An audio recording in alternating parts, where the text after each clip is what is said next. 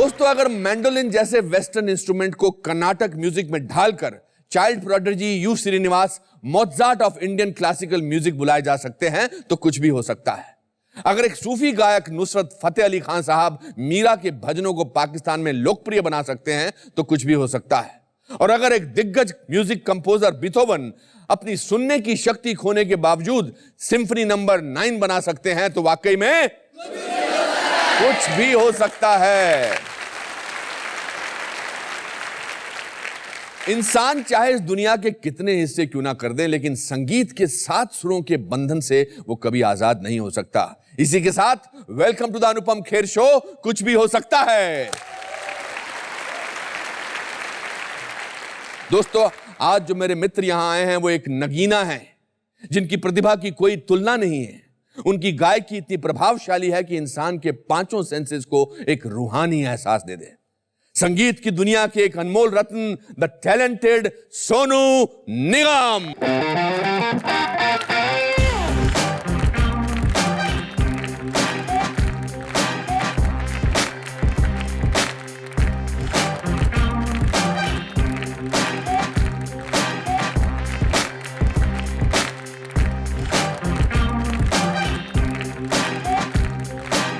सोनू जी, बहुत हैं आपके चाहने वाले। Thank you sir. आपकी गायकी की भी और आपके व्यक्तित्व की भी। Thank you very much. And आपने दोनों चीजें बहुत अच्छी मेंटेन करके रखी हैं।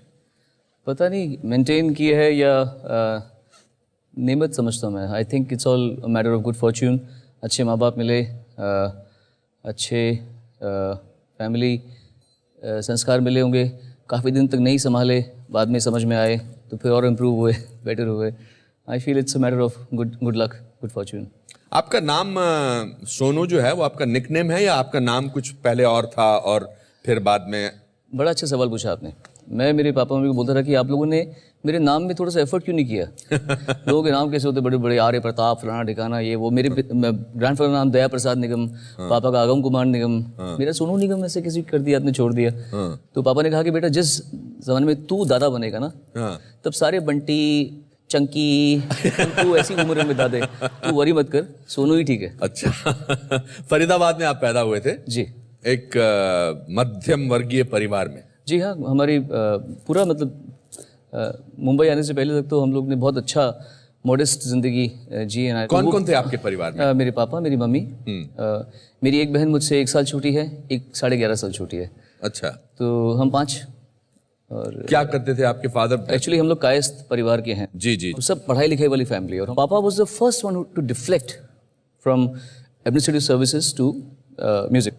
और कहाँ फरीदाबाद और कहाँ उस समय बॉम्बे था। जी। पापा का केस ऐसा था कि पापा 15.5 की एज में घर से भाग गए थे। क्योंकि इतना अंदर उन्माद, इतना था कि कुछ करना है करना है करना है, मैं वरना घुट घुट के मर जाऊंगा, ऐसा था।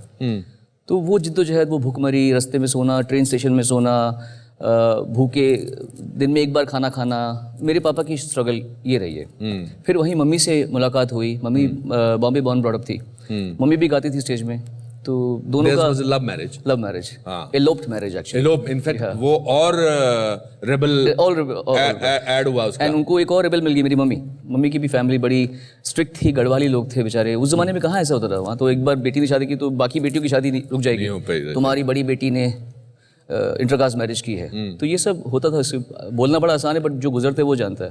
करेक्ट। एक्चुअली मेरी स्ट्रगल जब लोग बोलते हैं तो मैं बोलता हूँ ये मेरी स्ट्रगल नहीं है, ये मेरे पापा की स्टार्ट की हुई रिले रेस है। और आखिरी बेटन लेके मैं पहुंचा। तो क्रेडिट मुझे मिल गया। तो ये कहानी थी। फिर ये लोग फरीदाबाद आके, वहाँ मैं पैदा हुआ।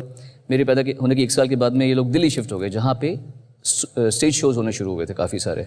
और उस समय आप जानते हैं कि इवेंट्स नहीं थे, छोटे बड़े शो होते थे। उसी में आदमी बड़ा होता था कि अरे वाह ये गाता है आदमी, बहुत अच्छा गाता है। और पापा रफ़ी साहब से लेकर मुकेश जी से लेकर चंचल जी से लेकर कव्वालियों से लेकर किशोर कुमार, सब जॉनर्स पकड़े हुए थे और बहुत ही पैशनेट सिंगर हैं। किस किस्म के फंक्शंस में गाते थे? शादियों के होते थे या मेले होते होंगे। मैंने भी कितने किए, मुझे भी गाते हुए 38 ईयर्स हो जाएंगे सर। मैंने सुना 4 साल की उम्र में आपको इन्होंने स्टेज पे भेज दिया। नहीं, मैं आया, आप चले गए। ये तो डांट रहे थे मुझे ऊपर से, क्या कर रहे हैं क्या कर रहे हैं क्या कर रहे हैं, अपनी मेरी मम्मी को बोल रहे और आपने जो एक गाना गाया जिसकी आपको 2 लाइनें याद थी और आप गाते ही चले गए। तो वहाँ से मेरे बगल से मेरे पापा मम्मी करे और खत्म कर गाना, क्योंकि अंतरे पे जा ही नहीं पा रहा मैं। वो लूप पे अटक गया था मैं, बिकॉज इतना छोटा था मैं। वो जो हालात थे वो क्या थे?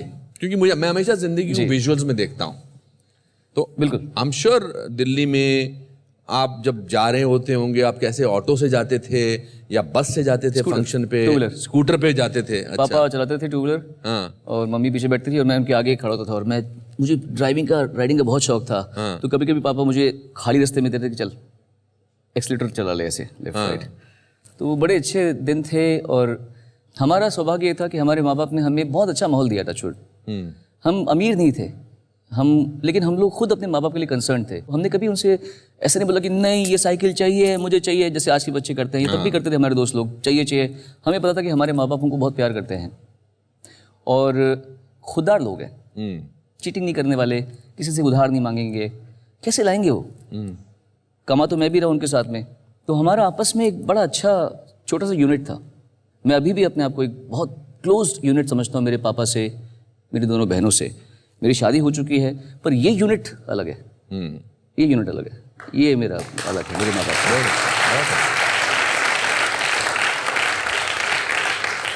मेरे दादा बोलते थे कि जब पैसा बहुत कम हो ना तो सबसे सस्ती चीज खुशी होती है। बहुत, क्या पता।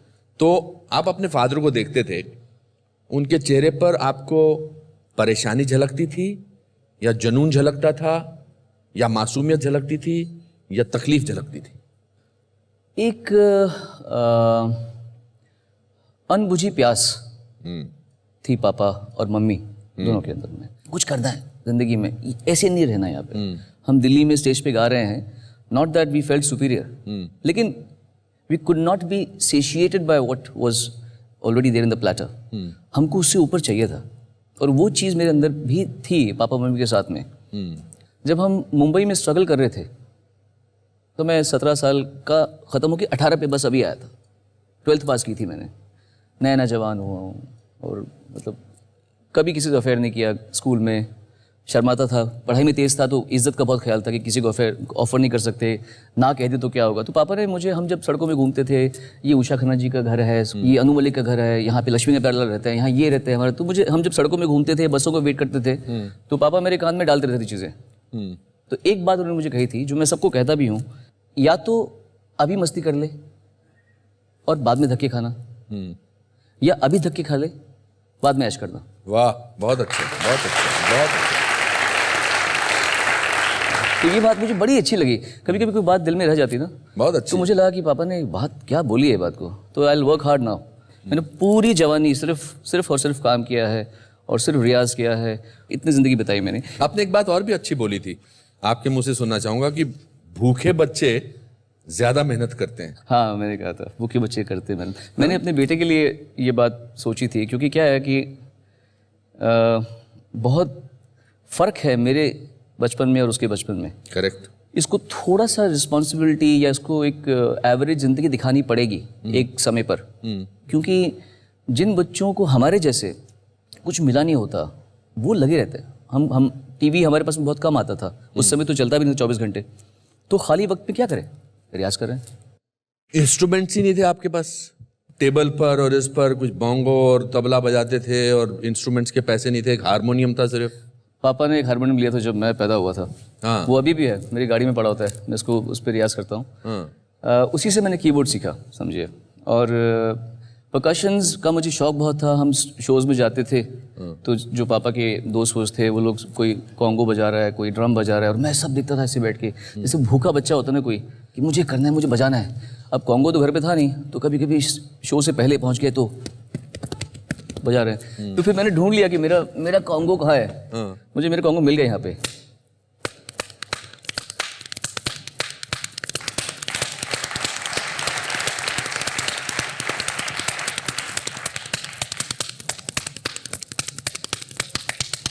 वो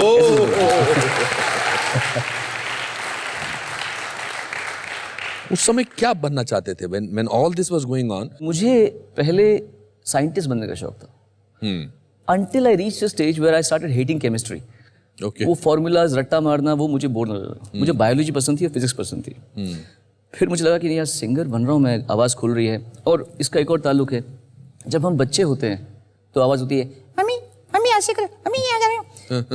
as men grow up, mummy mummy mummy mummy ऐसे करो, मम्मी मैं ऐसे करो, मम्मी मम्मी मम्मी। म्यूजिकल उसमें क्या होता है, ऑक्टेव हाई में पतली आवाज होती है, मतलब में म्यूजिक की आवाज होती है, इसमें बेस आवाज होती है, हारमोनी में सपोज। तो from here when you're here you don't know what to do, so you have to wait till your voice reaches here, then you can sing the song.